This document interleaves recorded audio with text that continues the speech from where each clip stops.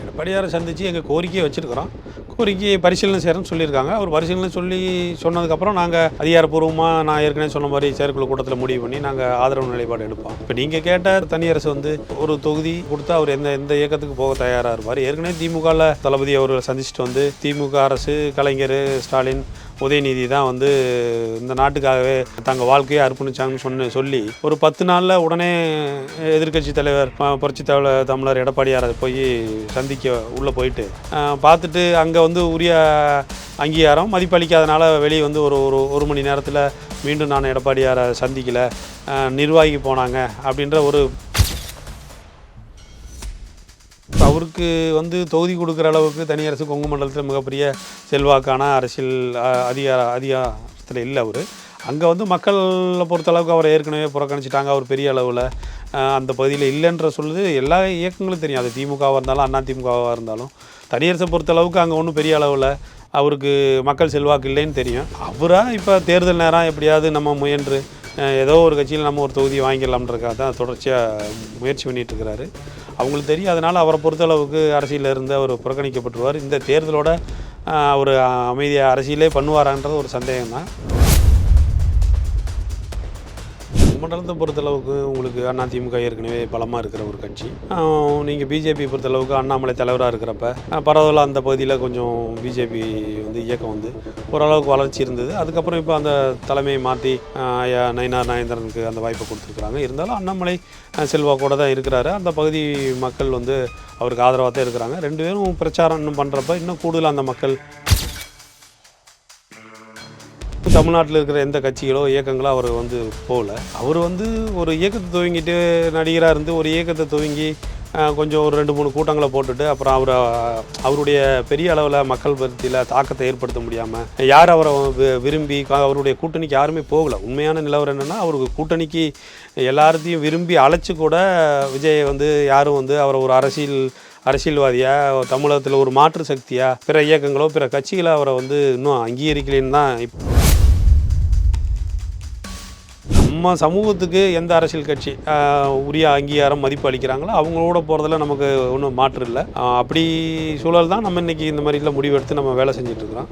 செங்கோட்டையன் அவரே கூட இப்போலாம் பெருசாக பேசுகிற மாதிரி தெரியல. இப்போ இந்த விவசாயிகள் பிரச்சனையோ அந்த மாதிரிலாம் பேசுகிறாருன்னு தெரியல. அது ஒரு சுத்தமாக ஒரு ட்ராமா கம்பெனி மாதிரி, நாடக கம்பெனி மாதிரி தான் அது இருக்குதே தவிர அது ஒரு அரசியல் கட்சியாக இன்னும் பரிமாணம் பெற்று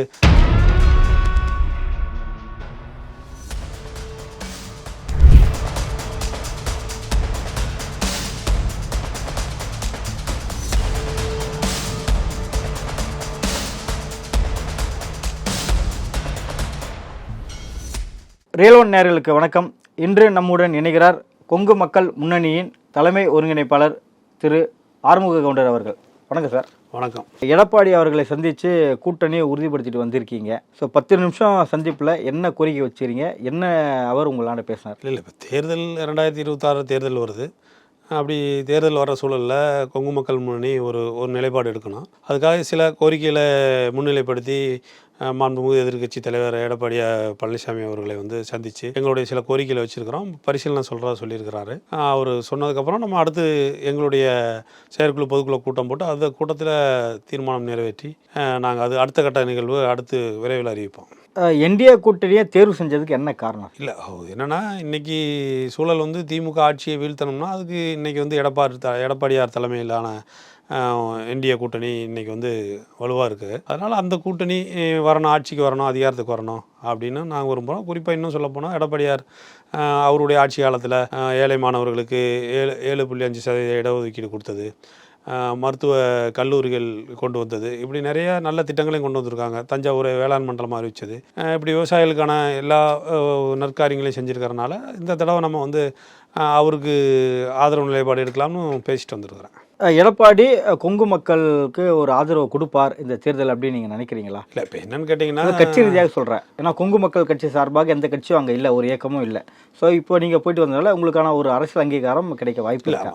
அதிமுகவில் பிரதான எதிர்கட்சியாக இருக்கிற அதிமுகவில் கொங்கு அமைப்புகள்னு பிரதானமாக சொல்கிற இப்போ ஈஸ்வரன் கொங்கு நாடு மக்கள் தேசிய கட்சியோ இன்னும் சில 1-2 இயக்கங்களோ எல்லாமே திமுக ஆதரவு நிலைப்பாடு எடுத்திருக்காங்க. இப்போ அதிமுகவுக்கு ஒரு கொங்கு மண்டலத்திலிருந்து ஒரு அமைப்பாக செயல்படுற எந்த இயக்கமும் இது வரைக்கும் பெரிய அளவில் ஆதரவு நிலைப்பாடு எடுக்கலை. நாங்கள் நடந்து முடிந்த பாராளுமன்ற தேர்தலில் கூட சந்தித்து நாங்கள் ஆதரவு கொடுத்துருந்தோம். அதன் அடிப்படையில் இன்றைக்கி நம்ம கோரிக்கை வச்சு அவரை சந்திச்சுட்டு வந்திருக்கிறோம். உரிய அங்கீகாரம் கொடுப்பாங்கன்னு எதிர்பார்க்குறோம். தனியார் அவர்கள் திடீர்னு திமுகவுக்கு சப்போர்ட் பண்ணி பேசியிருந்தார். அப்புறம் பார்த்தீங்கன்னா சில நாட்களுக்கு முன்னாடி அதிமுகவில் எடப்பாடி சந்தித்து பேசிகிட்டு இருக்கிறதா தகவலானது வெளியானது. ஆனால் பார்த்தீங்கன்னா அதை அவர் மறுத்துட்டார். சில நாட்களுக்கு பிறகு அதிமுகவில் இருக்கக்கூடிய செம்மலை அவர்கள் இது சொன்னார். திமுகலேருந்து தனியார் வந்து எங்களை பார்த்து சந்திச்சுட்டு போனார். ஒவ்வொரு கட்சியாக எங்களாண்ட வரும் அப்படின்னு சொன்னார். இல்லை முரண் இருந்தாலும் நீங்கள் ஆனால் ஓப்பனாக எடப்பாடியை சந்தித்து ஆதரவு கொடுத்தேன்னு சொல்லிட்டு ஓப்பனாக சொல்கிறீங்கல்ல, இவங்கெல்லாம் சந்திக்கலன்னு சொல்லிட்டு மறுக்கிறாங்க. ஆனால் நீங்கள் ஓப்பனாக சொல்கிறீங்க, அதுக்கு என்ன காரணம்? இல்லை, இப்போ நாங்கள் எடப்பாடியாரை சந்தித்து எங்கள் கோரிக்கையை வச்சுருக்கிறோம். கோரிக்கையை பரிசீலனை செய்கிறேன்னு சொல்லியிருக்காங்க. அவர் பரிசீலனை சொன்னதுக்கப்புறம் நாங்கள் அதிகாரப்பூர்வமாக நான் ஏற்கனவே சொன்ன மாதிரி செயற்குழு கூட்டத்தில் முடிவு பண்ணி நாங்கள் ஆதரவு நிலைப்பாடு எடுப்போம்.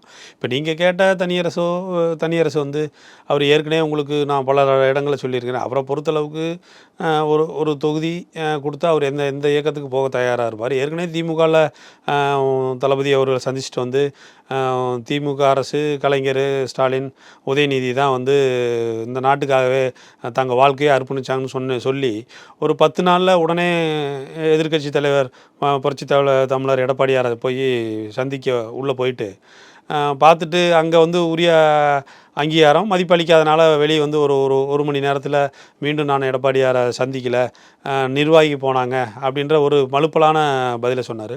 அவரை பொறுத்தளவுக்கு இன்னும் நீங்கள் காலம் இருக்குது, காத்திருந்தீங்கன்னா அவர் வந்து விஜய் கூட சந்திக்கிறதுக்கு வாய்ப்பு இருக்குது. அங்கே கூட ஒரு தொகுதி கொடுத்தா போகிறது கூட அவர் தயங்க மாட்டார். எடப்பாடி அவர்களை நான் பார்க்கவே இல்லை அப்படின்னு சொல்லிட்டு தனியார் மறுத்தார் இல்லையா சார்? இதுக்கு என்ன காரணம்? அங்கே என்ன நடந்தது? இல்லை, இப்போ எடப்பாடியாரை அவர் சந்திக்கலை அப்படின்னா இப்போ பிரதான ஊடகங்கள் உங்களுக்கு தெரியும், எல்லா ஊடகத்துலேயும் உங்களுக்கு வந்து நேரலை உடனே செய்தி வந்துச்சு. எல்லா செய்தியிலையும் வந்து தனியரசு சந்தித்தார், எடப்பாடியாரை சந்தித்தார்னு போட்டுச்சு. அப்போ ஊடகம் தவறான செய்தியை எப்படி வெளிப்படுத்தினாங்கன்னு தெரியல. ஆனால் சந்தித்தது உண்மை, அதில் எந்தவித இது இல்லை. ஆனால் அது உரிய அங்கீகாரம் அவருக்கு அங்கே அளிக்கப்படாதனால அவர் வேறு வழி இல்லாமல் நம்ம போய் அவமானப்பட்டுட்டோம் அப்படின்றனால உடனே அதை மறுத்து நான் சந்திக்கலை அப்படின்ற மாதிரி சொல்லியிருக்காரு. திமுகலையும் வெளியான ஒரு சீட்டு எண்ணிக்கையில் பார்த்தீங்கன்னா அவரோட கட்சி எங்கேயுமே இடம்பெறலை, தொகுதி பங்கீட்டில் கூட. இல்லை, அது என்னென்னு கேட்டிங்கன்னா இப்போ அவருக்கு வந்து தொகுதி கொடுக்குற அளவுக்கு தனியரசு கொங்கு மண்டலத்தில் மிகப்பெரிய செல்வாக்கான அரசியல் அதிகாரத்தில் இல்லை. அவர் அங்கே வந்து மக்களை பொறுத்தளவுக்கு அவரை ஏற்கனவே புறக்கணிச்சிட்டாங்க. அவர் பெரிய அளவில் அந்த பகுதியில் இல்லைன்ற சொல்லுது எல்லா இயக்கங்களும் தெரியும். அது திமுகவாக இருந்தாலும் அண்ணா திமுகவாக இருந்தாலும் தனியரசை பொறுத்தளவுக்கு அங்கே ஒன்றும் பெரிய அளவில் அவருக்கு மக்கள் செல்வாக்கு இல்லைன்னு தெரியும். அவராக இப்போ தேர்தல் நேரம் எப்படியாவது நம்ம முயன்று ஏதோ ஒரு கட்சியில் நம்ம ஒரு தொகுதியை வாங்கிடலாம்ன்றக்காக தான் தொடர்ச்சியாக முயற்சி பண்ணிகிட்ருக்கிறாரு. அவங்களுக்கு தெரியும். அதனால் அவரை பொறுத்தளவுக்கு அரசியலில் இருந்து அவர் புறக்கணிக்கப்பட்டுருவார். இந்த தேர்தலோட அவர் அமைதியாக அரசியலே பண்ணுவாரான்றது ஒரு சந்தேகம் தான். அமைதியாக இருப்பார். திமுக கூட்டணியில் பார்த்திங்கன்னா கொங்கு மக்கள் சார்ந்த ஒரு இயக்கமானது ஈஸ்வரன் கட்சி இயக்கம் அங்கே இருந்துகிட்ருக்காங்க. அல்லாமல் அந்த சமுதாயம் சார்ந்த அமைச்சர்கள், முக்கியமான தலைவர்கள்லாம் இருக்காங்க. ஸோ இதெல்லாம் ஈடுகட்டும் வகையில் அதிமுக கூட்டணியில் பலம் இருக்கா? இல்லை, நீங்கள் கேட்ட கேள்வி சரியான கேள்வி. இப்போ பிரதான ஆளுங்கட்சியாக இருக்கிற திமுகவில் அந்தந்த பகுதியில் உங்களுக்கு எல்லா சமூகத்துக்கும் ஒரு அங்கீகாரம் கொடுத்து, அதுபோல் தான் இப்போ கொங்கு மண்டலத்தில் ஒரு சாதி கட்சியாக இருந்தாலும் ஒரு அமைப்பாக இருந்தாலும் கொங்குநாடு மக்கள் தேசிய கட்சிக்கு போன தேர்தலையும் சரி, பாராளுமன்ற தேர்தலையும் சரி, சட்டமன்ற தேர்தலையும் உரிய அங்கீகாரம் கொடுத்து அவங்களுக்கு வந்து தொகுதி உடன்பாடு ஏற்படுத்தி கொடுத்தாங்க. அப்படி வந்து உங்களுக்கு கொங்கு மண்டலத்தில் அதிமுக இன்னும் கொங்கு அமைப்புகளுக்கு ஒரு பெரிய அளவில் ஒரு அங்கீகாரம் கொடுக்கல அப்படின்ற மாதிரி மக்கள் மத்தியில் ஒரு கருத்தோட்டம், நீங்கள் சொன்ன மாதிரி கருத்தோட்டம் இருக்குது. அதிமுகவில் ஏன் இப்படி கொங்கு அமைப்புகளை எதையும் பெருசாக இது பண்ணுறதில்லைன்னு சொல்லி இருக்குது. பட் அதை இந்த தேர்தலில் அவங்க சரி பண்ணிடுவாங்கன்னு நினைக்கிறேன். இப்போ கொங்கு மக்கள் மத்தியில் பார்த்தீங்கன்னா அண்ணாமலையும் ஒரு மிக முக்கியமான செல்வாக்கு பெற்ற தலைவராக பார்க்கப்படுறார். பொதுவாக தமிழக பகுதியில் எல்லா இடத்துலையும் அவர் செல்வாக்கு இருக்குது. குறிப்பாக அவர் இருக்கக்கூடிய இடத்துலையும் செல்வாக்கு அதிகமாக இருக்குது, அந்த கொங்கு பெல்ட் அப்படின்னு சொல்லக்கூடிய இடத்துல. ஸோ பிரச்சாரம் பண்ணும்போது அவரும் எடப்பாடியும் சேர்ந்து பிரச்சாரம் பண்ணும்போது இந்த கூட்டணிக்கான வெற்றி வாய்ப்பு அந்த களத்தில் எப்படி இருக்குது சார்? இல்லை, கொங்கு மண்டலத்தை பொறுத்தளவுக்கு உங்களுக்கு அதிமுக ஏற்கனவே பலமாக இருக்கிற ஒரு கட்சி. நீங்கள் பிஜேபி பொறுத்தளவுக்கு அண்ணாமலை தலைவராக இருக்கிறப்ப பரவாயில்ல, அந்த பகுதியில் கொஞ்சம் பிஜேபி வந்து இயக்கம் வந்து ஓரளவுக்கு வளர்ச்சி இருந்தது. அதுக்கப்புறம் இப்போ அந்த தலைமையை மாற்றி நயினார் நாகேந்திரனுக்கு அந்த வாய்ப்பை கொடுத்துருக்குறாங்க. இருந்தாலும் அண்ணாமலை செல்வாக்கோடு தான் இருக்கிறாரு. அந்த பகுதி மக்கள் வந்து அவருக்கு ஆதரவாக தான் இருக்கிறாங்க. 2 பேரும் பிரச்சாரம் இன்னும் பண்ணுறப்ப இன்னும் கூடுதலாக அந்த மக்கள் இந்த கூட்டணிக்கு ஆதரவு தருவாங்கன்னு நம்ம நினைக்கிறோம். என்டிஏ கூட்டணியில் உங்களுக்கு ஒரு சீட்டு கொடுக்குறாங்க அப்படின்னா நீங்கள் அந்த வெற்றி பெற்ற அந்த தொகுதி மக்களுக்கு என்ன விஷயங்கள்லாம் செய்வீங்க? ஸோ உங்களோட தேர்தல் அறிக்கையில் என்ன விஷயம்லாம் நீங்கள் முன்மொழிவீங்க? நம்ம இந்தியா கூட்டணியில் நம்ம ஒரு வாய்ப்பு கேட்டிருக்கிறோம். கோரிக்கை வச்சு புரட்சி தமிழர் எடப்பாடியாரை சந்தித்து ஒரு கோரிக்கை வச்சுட்டு வந்திருக்கிறோம். நம்மளை பொறுத்தளவுக்கு 2026 தமிழகத்தில் எடப்பாடி தலைமையிலான எடப்பாடியார் தான் வெற்றி பெற்று தமிழக முதலமைச்சராக வர்றதுக்கான வாய்ப்பு கூடுதலாக இருக்குது.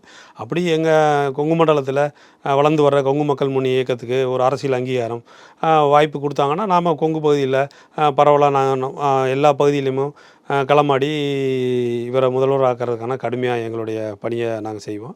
அதுக்கு எங்களுக்கு உரிய அங்கீகாரம் கொடுக்குறப்ப நாங்கள் இப்போ பரவலாக அந்த வேலையை துவக்கி கடுமையாக வேலை செய்வோம். ஒரு கூட்டணி கட்சிக்கு ஆதரவு கொடுக்குறோம் அப்படின்னா ஒரு இயக்கம் இல்லைனா அந்த கட்சியாக இருந்தீங்கன்னா ஒரு பலம்னு ஒன்று தேவை இல்லையா? ஸோ அந்த பலம் நீங்கள் இருக்கக்கூடிய கட்சி எந்த அளவுக்கு பலமாக இருக்குது, எந்தெந்த பகுதியில் நீங்கள் பலமாக இருக்கீங்க? இல்லை, கொங்கு மண்டலத்தை பொறுத்தளவுக்கும் உங்களுக்கு பரவலாக இருக்கிற கொங்கு மண்டலத்தில் மாவட்டங்களில் 63 தொகுதி இருக்குது. அந்த 63 தொகுதியிலையும் நம்ம அமைப்பு பரவலாக எல்லா பகுதியிலையுமே இருக்குது. குறிப்பாக சொல்லணும்னா உங்களுக்கு திண்டுக்கல் மாவட்டத்தில் நீங்கள் பழனி, நிலக்கோட்டை, ஒட்டந்தத்திரம், அதே போல் காங்கேயம், மொடக்குறிச்சி, தருமபுரி மாவட்டத்தில் பாப்பிரெட்டி, அரூர், இப்படி எல்லாம் பரவலாக ஒரு தொகுதியெலாம் பரவலாக கொங்கு மண்டலத்தில் எங்கள் அமைப்பு வலுவாக ஒரு வளர்ந்து வர்ற அமைப்பு வளர்ந்து வந்துட்டுருக்குது. அதன் அடிப்படையில் நாங்கள் ஒரு இயக்கம் அந்த மாதிரி தேர்தல் நேரத்தில் தான் எங்கள் இயக்கத்தை இன்னும் கூடுதலாக வந்து நாங்கள் 5 ஆண்டு காலம் 5 வருஷம் 10 வருஷம் ஒரு இயக்கமாக வலுப்படுத்திட்டு வர்றோம். தேர்தல் நேரத்தில் நாம் இப்படி நம்ம இயக்கம் வளர்ந்துக்கிட்டு வர்றன்றப்ப இப்படி கூட்டணி குறித்து நம்ம ஒரு கோரிக்கை வைக்கிறோம். அந்த கோரிக்கையை நிறைவேற்றும் பட்சத்தில் நம்ம அதன் அடிப்படையில் நம்ம ஆதரவு கொடுக்குற நிலைப்பாடு எடுக்கிறோம். அப்படி தான் இன்றைக்கி வந்து அவரை சந்தித்து நம்ம வந்து இப்படி இந்த பகுதியிலலாம் நம்ம கொஞ்சம் வலுவாக வளர்ந்து வந்துட்டுருக்குறோம். நீங்கள் எங்களுக்கு உரிய பிரதிநிதித்துவம் அரசியல் அங்கீகாரம் கொடுத்தீங்கன்னா நாங்கள் உங்கள் ஆதரவு நிலைப்பாடு எடுக்கிறோம்னு சொல்லிட்டு வந்திருக்கிறேன். இனி அவங்க தான் அதை முடிவு பண்ணி சொன்னாங்கன்னா நாங்கள் அடுத்த கட்டமாக எங்களுடைய பயணத்தை இந்த தேர்தலில் இந்த கூட்டணி வெற்றி பெறதுக்கு முழுமான பணி செய்வோன்ருக்கோம். திமுக ஆட்சியை வீழ்த்தணும் அப்படின்னு சொல்கிறீங்க. ஏன் விஜயை மாற்றாக தானே வந்திருக்காரு? விஜய் கூட நீங்கள் கூட்டணி மூவ் பண்ணியிருக்கலாமே? இல்லை இப்போ என்னென்னா இப்போ விஜய் இயக்கம் துவக்கி இப்போ பெரிய அளவில் அவர் இயக்கம் துவங்கின உடனே உங்களுக்கு யார் வேணாலும் கூட்டணிக்கு வாங்க, அதிகாரத்தில் பங்கு, ஆட்சியில் பங்குன்னு சொன்னார். இன்றைக்கி வரைக்கும் அவர்கிட்ட வந்து எந்த கட்சியும் போயோ எந்த இயக்கமோ போய் அவருக்கு ஆதரவாக எந்த கட்சியும் இப்போ வரைக்கும் சந்தித்ததாக எனக்கு நினைவில் இல்லை. அப்படி எந்த அளவுக்கும் தமிழ்நாட்டில் இருக்கிற எந்த கட்சிகளோ இயக்கங்களோ அவர் வந்து போகல.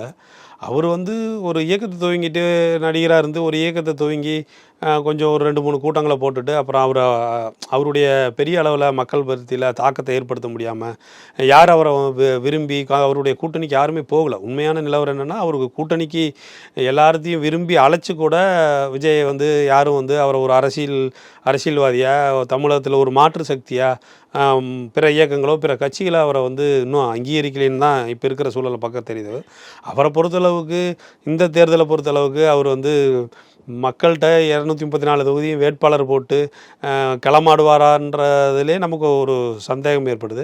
அப்படிங்கிறப்ப ஏற்கனவே இவங்க இருந்திருக்கிறாங்க.